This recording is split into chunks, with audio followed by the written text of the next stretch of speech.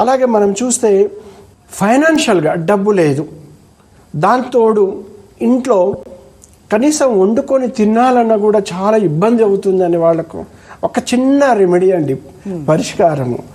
ఏదైనా మనకు వ్యవసాయకు సంబంధించిన ప్యాడీ రైతులు ఒక మార్కెట్కి, వ్యవసాయ మార్కెట్కి ధాన్యాన్ని అమ్మిస్తూ ఉంటారు.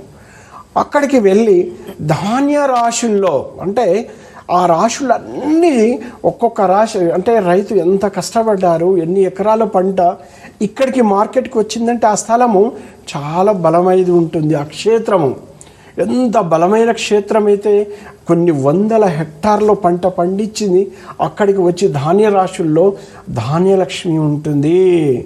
ఆ రాశులు ఎమ్మటి తిరుగుతూ చక్కగా వేలు ఉంటే ఆ ధాన్యాన్ని ఇట్లా రెండు చేతులు తీసుకొని చూస్తూ ఆస్వాదించండి. మీరు ఏదో కొనాలని అవసరం లేదు, కానీ కనీసం ఒక 1 అవర్ ప్రశాంతమైన మనసుతో ధాన్యలక్ష్మిని మనసులో ధ్యానించుకుంటూ చక్కగా ఆ మార్కెట్లో ప్రశాంతమైన మనసుతో చూడండి ధాన్య రాశుల్ని.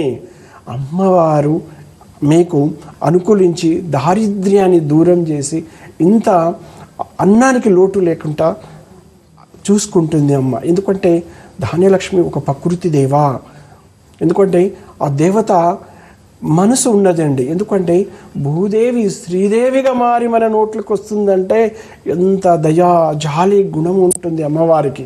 అందుకని ధాన్య రాశుల్లో, ఎందుకంటే మీరు ఒక్కసారి స్వచ్ఛతగా చూడండి,